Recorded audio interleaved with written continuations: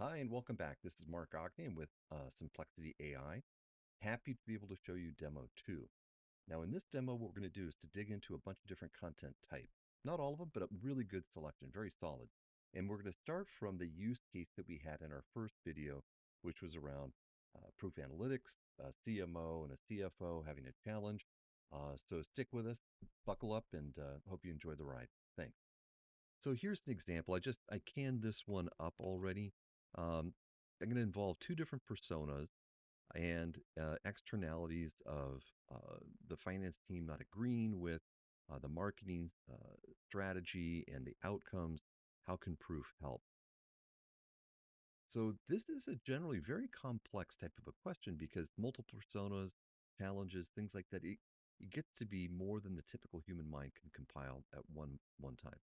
And here, the AI is able to do thousands of permutations of ideas and come up with the best ones on the fly. Each time you enter something in here, count on it taking 20 to 40 seconds to reply to you. Okay, so the thing to note here is that this is not prompt engineering. No need to prompt engineer. The system has all of that in it already. Your job is to really like treat it, be specific like you would with a teenager, but also talk to it like you would talk to a team member, right? Just, hey, tell me about this CMO. How can we help in this situation and that? And the analysis coming back is going to be, first of all, a top level understanding of what it is that you're asking, some insights there, several bullet points that might be helpful, and then a conclusion. So I'm looking at this and saying, okay, you know what? I like this causal analytics. I'm less familiar with it, but that sounds pretty cool.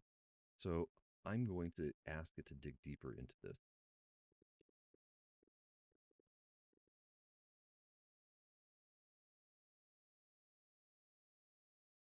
Okay, that took about 35 seconds to come back, and it dug down now into causal analytics.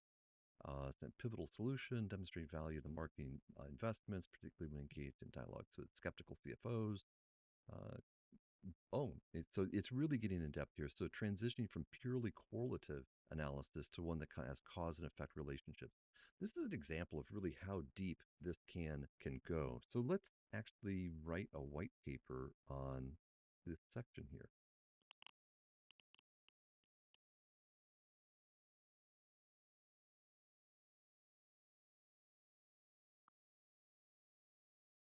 Okay, now look at that. So we have an outline and it has, let's see, executive summary, introduction, tension and value demonstration, understanding causal analytics, time lag dynamics. Cool. So let's have it now write this piece here. So we have an outline that we like. We could adjust it here if we'd like, but I'm going to just keep moving forward.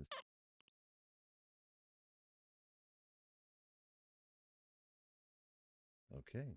So it has given me a 400 word, as it had recommended, write up on this section here. Again, you'll notice like none of this is prompt engineering and none of this is AI speak. Related metrics rooted in engagement and brand visibility measures. This is it's robust. It's really pretty solid content. So I'm going to change it up here a little bit. And what we'll do is say,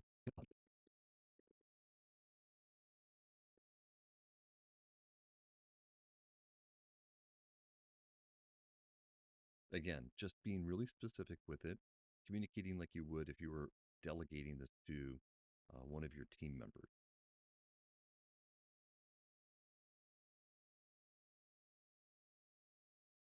Okay, so let's have this unfolding story here.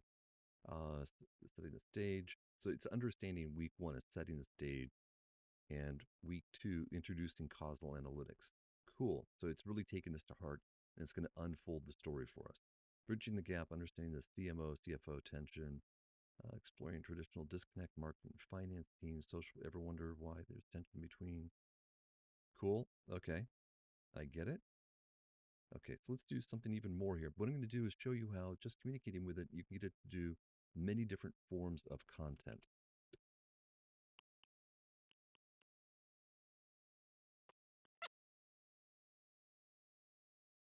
Okay. So we have a draft of the blog post, 750 words.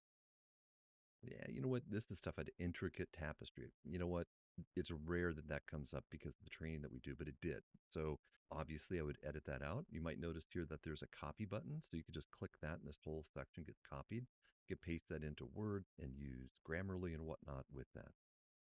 Virtual Divide, Marketing Finance, Core Disconnects, Time Lag, and Vanity Metrics, Data Centric Approach. Look at that. One shot and, easily 90% of the way there with the blog content. Okay. Let's say now,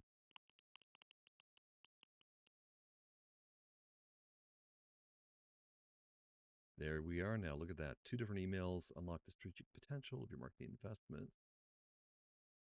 Let's see, name, call to action. Hey, you'd edit that, right? Um, but as a first draft, not having to look at a blank whiteboard, this is pretty damn cool.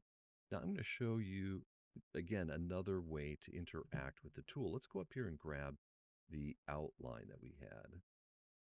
Most of you should have access to a different portal up here, Mark's copywriting portal.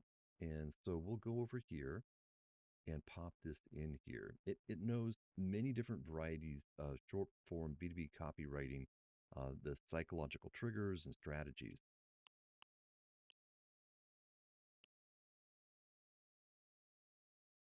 Now, I know for myself, the hard part here is that I tend to stick to like one or two strategies and I just keep going back to them. And what this has done, it's trained, like I said, on dozens of different approaches and strategies.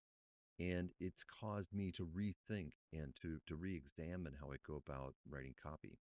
So urgency and novelty is a strategy. Negative present, positive future, empower the possibilities, directly to pain points, authority and pragmatism.